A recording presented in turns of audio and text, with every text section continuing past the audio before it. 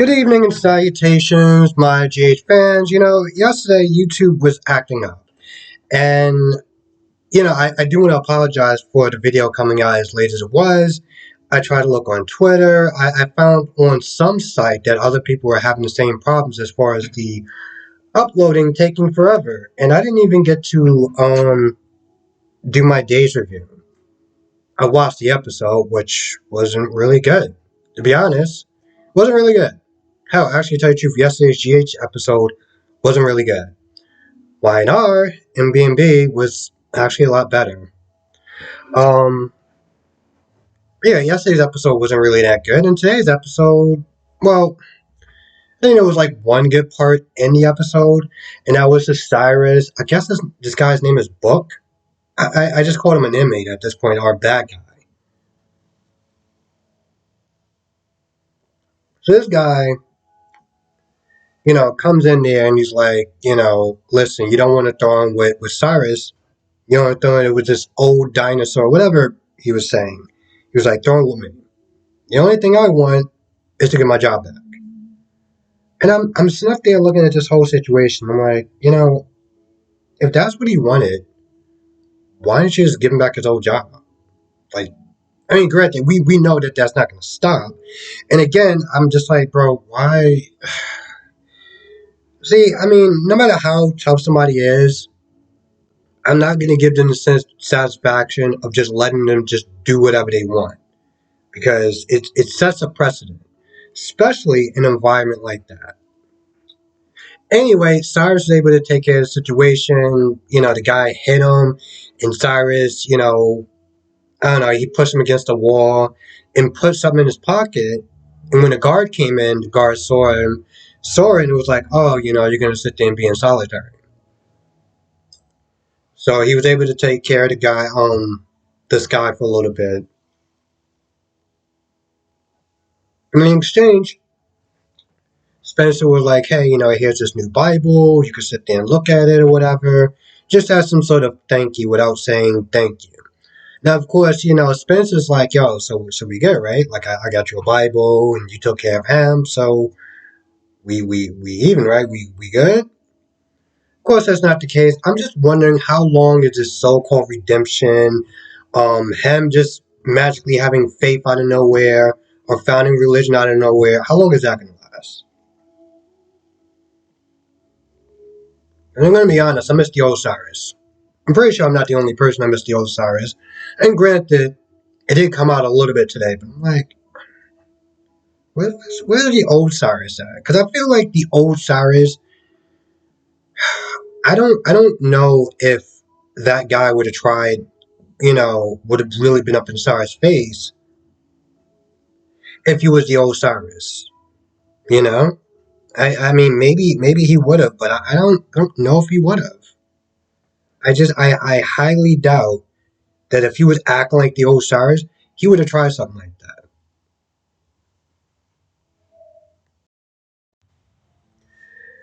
So Victor and Anna both get to, I guess, appear a little bit, well, almost around the same time. And, Anna's at this point is like, yo, what did you do to Lucy? Anyway, they get the cops involved. Dante gets there. Victor leaves because, his driver confirmed that, he got there after. Now, when Dante was not there talking to Anna, Anna was kicking herself for getting Lucy involved. She was like, this is my fault. If I wouldn't have got her involved, this wouldn't have happened. And I'm like, yes, you're exactly right. You're exactly right, Anna. If you did not get her involved, this wouldn't have happened. And yeah, Lucy took it too far. She kept going, even when Anna tried to pull her out. So, in a lot of ways, we can sit there and look at this and be like, well, this isn't all Anna's fault. Lucy has to share some of the blame because, when Valentine and her tried to get her out of the situation, she decided to be pigheaded and was like, no, I'm going to do what I want. I got Victor under control. I got him wrapped around my finger. Da-da-da-da-da. And now you saw what happened. But again, if Anna didn't sit there and start trying to pressure Lucy into, getting information on Victor, this wouldn't have happened. So in all reality, this goes right back to Anna. Um, Christina and Sonny talk about Michael and just him being a dick and everything, and you know, just their state. You know, like things are still tension. You know, it's still bad between those two. But I don't know. Sonny seemed like he was kind of hopeful in the situation. Other than that, it was mostly pointless. It was mostly a pointless scene. I mean, it seemed that Alexis and Christina like mended fences as far as the um acidine thing that Alexis said to Christina as far as her job not really mattering. Which I mean, I'm gonna be honest, it did seem like it came out of nowhere. I say that because yeah, that's how Alexis used to be. Like what she said to Christina, that's how she used to be. Like way back in the day when I first used to start watching, when he had Christina on board, that particular Christina. Um, oh yeah, I mean, granted, there was only one Christina, but my point is, that's how she used to be. She used to always be very judgmental. Hell, she actually says something to Diane about her not being afraid and her covering up with something like her being judgmental and cynical or whatever she said. And I was like, yeah, you describe her personality perfectly. Um, and I think that's why that comment just came out of left field for me. You know, yeah, Alexia's been a little bit judgy, but she hasn't been that judgy in a very long time. Anyway, it seemed like they kind of passed things up. So Dante was there for a little bit, and um, they talked about Dex for a little bit. And yeah, I'm not gonna lie, it didn't really go anywhere. But Sonny did sit there and talk to Dex, and he was like, I want to thank you for your discretion and you just kind of holding up against the pressure and stuff like that. And I mean, granted, he apologized without apologizing. And, it's like I used to have a guy that used to always help me out, watch my back, no questions asked, and just, not saying being his friend, but like I used to have a really good lieutenant. And so Dex was like, oh, I want to prove myself, I want to step up. That's, what I'm saying? And at this point, Dex and Michael got Sonny right where they wanted him. Now, I see a couple of scenarios happening with this whole we got to take Sonny down now. Because I feel like there's a possibility that Michael could decide, you know what, I want to do this. I don't want to sit there and take down my dad, whatever. And Dex can decide to go wrong. Okay? That's just one of the things I was thinking when I was watching this whole thing. Um, it seems that Victor wants, I feel like Victor wants Ava to herself. I mean, to himself. There's a point where they meet up at the bar, and at first I thought Ava was going to sit there and tell Victor, like, hey, by the way, this divorce you're talking about is not going to happen. But she didn't say that. And, Victor sitting there giving her compliments, talking about, oh, you're too much woman for him. And granted, even in the beginning, it seemed like Victor had his eye out for Ava.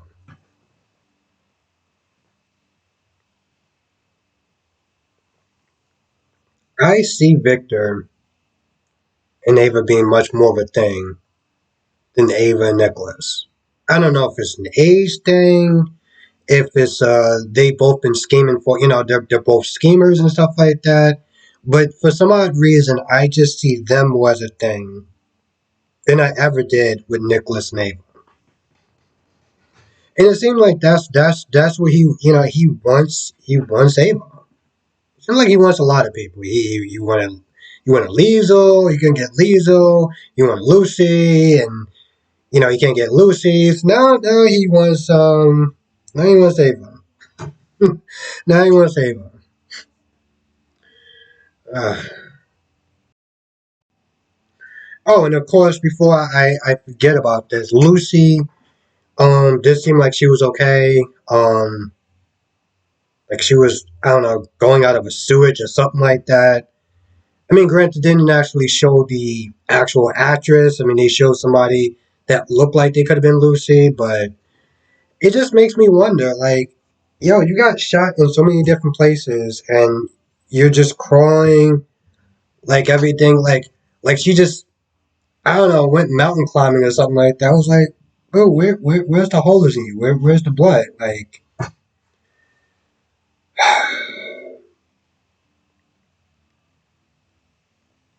I mean, seriously, if she got shot that many times, where do you find the willpower to just crawl out from whatever river you was in?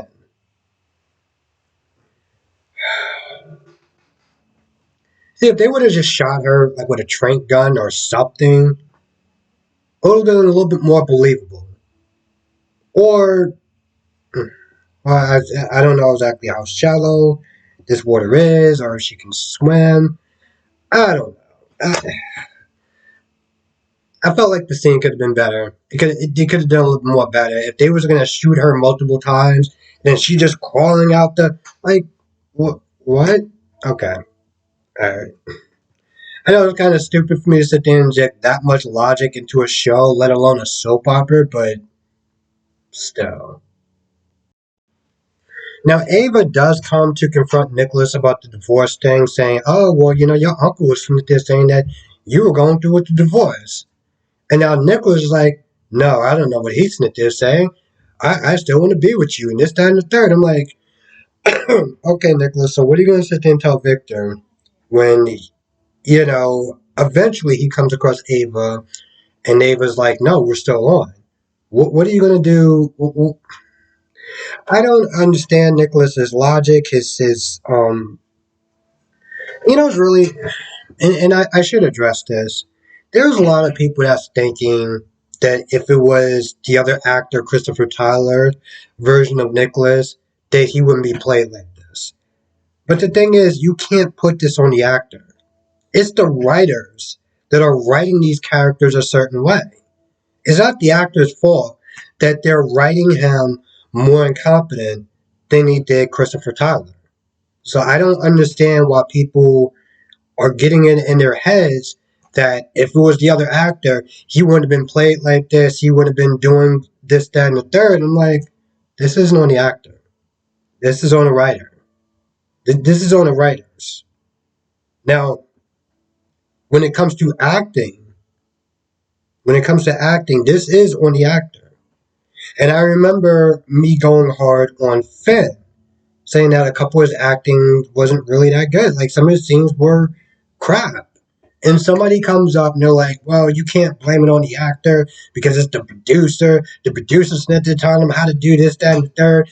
And I'm like, I am so sick and tired of people giving him excuses. It just, sometimes you just got to look at this stuff a little more logical and not so much as on an emotional side, you know? Anyway, what the hell? Oh, see, I don't know what Nicholas' plan is as far as him telling Ava, "Oh no, we're not going to get divorced. We're going to be fine." And I don't know what Ava's doing at this point because now she comes over there and she's like, she's upset. She seems like she's upset that Nicholas is giving up, and I'm like, okay, why you shouldn't care. Granted, we all know that she does, but now this is starting to look silly on Ava's part. If you don't care, you want this divorce and you don't want him back and this, that, and the third, then why are you so upset that he's thinking about just ending the whole thing? There's no skin off your back because he did you wrong, right?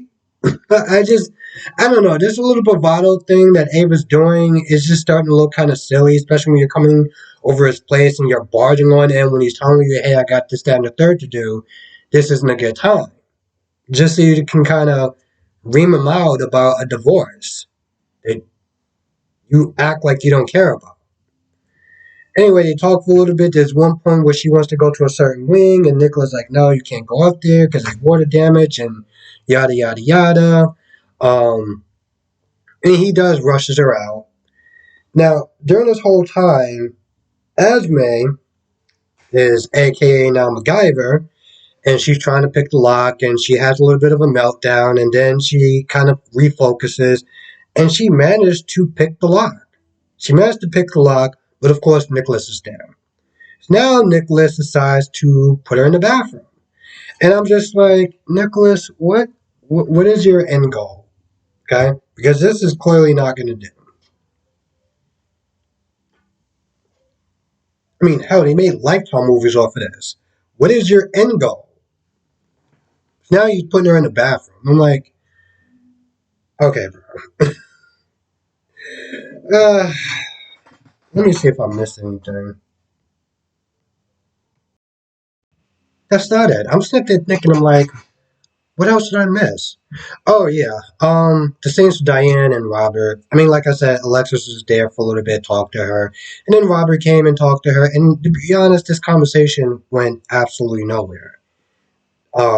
Diane doesn't remember anything else about the attacker, so I don't know. They start talking about poetry and getting back in the courtroom and scars and near brushes with death. I mean, again, it just goes nowhere. I, you know what? At this point, I think everyone knows about the bloated calves. And, in all reality, this is what happens when you have too many people. You get scenes like this that goes absolutely nowhere. Anyway, I feel like that's pretty much about it. I can't think of anything else that happened. So with that being said, I'm going to go. I want to thank you for watching. Be safe, and I'll see you in the next video.